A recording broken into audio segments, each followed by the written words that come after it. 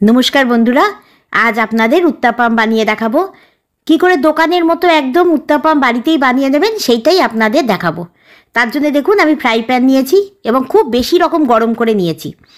এবার একটু সিজন করার জন্য জলের ছিটে দিলাম।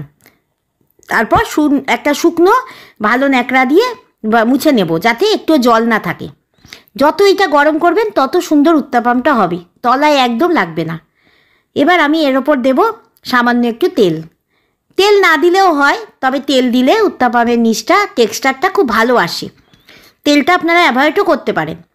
তেলটাকে ভালো করে ফ্রাই প্যানে সমস্ত দিকে ব্রাশ বা বেগুনের বোটা দিয়েও লাগিয়ে নিতে পারেন আপনারা। এটাকে ছড়িয়ে দিতে হবে। এবার আমি এর ওপর উত্তাপামের ব্যাটারটা আস্তে আস্তে দিয়ে দেব। উত্তাপামের ব্যাটারটা হচ্ছে সাউথ ইন্ডিয়ান যেই ব্যাটারটা হয়, চাল ডালের যেরকম প্রপোর্শন দিয়ে হয় ঠিক সেই রকম। আমি দেখুন এই সাইজের করেছি। আপনারা ইচ্ছে হলে ছোট বা বড় করে নিতে পারেন, তবে এইটাই স্ট্যান্ডার্ড সাইজ। এবার আমি উত্তাপামের যে ওপরে টপিংসগুলো দেয় সেইগুলো কি কি নিয়েছি দেখাচ্ছি। দেখুন আমি নিয়েছি পেঁয়াজ কুচি, লঙ্কা কুচি, এদিকে আছে টমেটো কুচি আর ধনেপাতা কুচি। ধনেপাতা কুচিটা তো সব কিছুতেই ভালো লাগে, আর এই শীতের সময় ধনেপাতার গন্ধও ভালো। আর নারকেল কুচিও নিয়েছি। দেখুন আপনারা ইচ্ছা করলে ক্যাপসিকাম কুচি, গাজর কুচি বা আপনাদের পছন্দ মতো যে কোনো সবজিও ইউজ করতে পারেন। আর উত্তাপামের ওপর যে টপিংসটা সেটাই কিন্তু মূল আকর্ষণ। সেটা আপনাদের পছন্দ মতো যেরকম ভেজিস আপনারা দেবেন ঠিক সেরকম স্বাদ হবে। এবার আস্তে আস্তে উত্তাপামের ওপর আমি দিয়ে দেবো প্রথমে পেঁয়াজ কুচি, যেটা যতক্ষণ আগে পরে হয় সেই অনুযায়ী দিতে হয়। আগে দিয়ে দেবো পেঁয়াজ কুচি, তারপর দেব লঙ্কা কুচি। এই যে দিয়ে দিলাম লঙ্কা কুচিগুলো, সুন্দর করে চারিদিকে ছড়িয়ে দিয়ে দিতে হবে। এবার দিলাম টমেটো কুচি। দেখুন কি সুন্দর কালারফুল দেখতে লাগছে। ভেজিস যত রকম কালারের হবে তত সুন্দর দেখতে লাগবে। খাওয়াটা তো শুধু খাওয়া না, দেখতেও ভালো লাগে। এবার দিয়ে দিলাম ধনেপাতা কুচি। আমাদের চোখ দিয়ে আগে আমরা খাই, তারপর জিভ দিয়ে। তাই আগে দর্শনধারী পরে গুণবিচারী। আগে দেখে নেব কেমন সুন্দর খাবারটা, দেখবেন দেখলেই খেতে ইচ্ছা করে।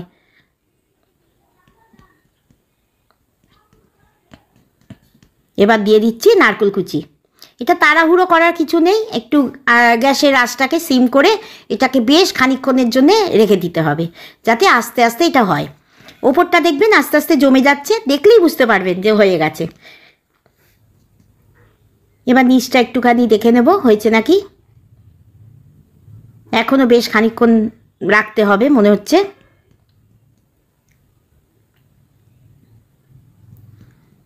সাউথ ইন্ডিয়ান সব খাবারগুলোই খুব হেলদি হয়, কারণ যেহেতু চাল আর ডাল আর তেলও খুব কম লাগছে, তাই এগুলো হেলদি খাবার। আপনার ইচ্ছে হলে এরকম বাড়িতে করে খাবেন, দেখবেন ভালো লাগবে। বেশ অনেকক্ষণ হয়ে গেছে, এবার মনে হচ্ছে হয়ে গেছে। এই দেখুন ব্যাটারটা আমি বানিয়ে রেখেছি। চাল আর ডাল যেরকম ধোসা করা হয় সেই মানে কোয়ান্টিটি, সেই প্রপোর্শনেই নিয়ে ভিজিয়ে রেখেছিলাম। তারপরে বেটে নিয়ে ওভারনাইট এটাকে ফার্মেন্টেশনের জন্য রেখে দিয়েছিলাম। তারপরে করার আগে নুন আর সামান্য খাবার সোডা মিশিয়েছি। খাবার সোডাটা দিলে খুব সুন্দর হয় উত্তাপামটা, বেশ পাউরুটির মতো, বেশ একদম ফাঁপা ফাঁপা, খুব সুন্দর দেখতে হবে।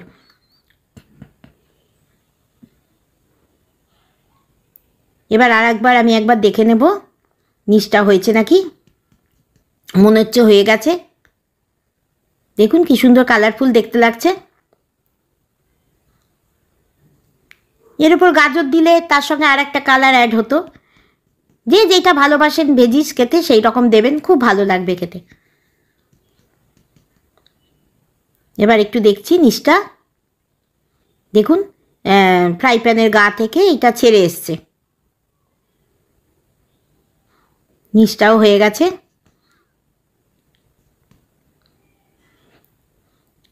পুরোটা ছেড়ে এলে তবেই উল্টাবো, কারণ না ছাড়লে ভেঙে যেতে পারে। দেখুন ছেড়ে এসছে। এবার আমি এইটাকে উল্টে দেবো।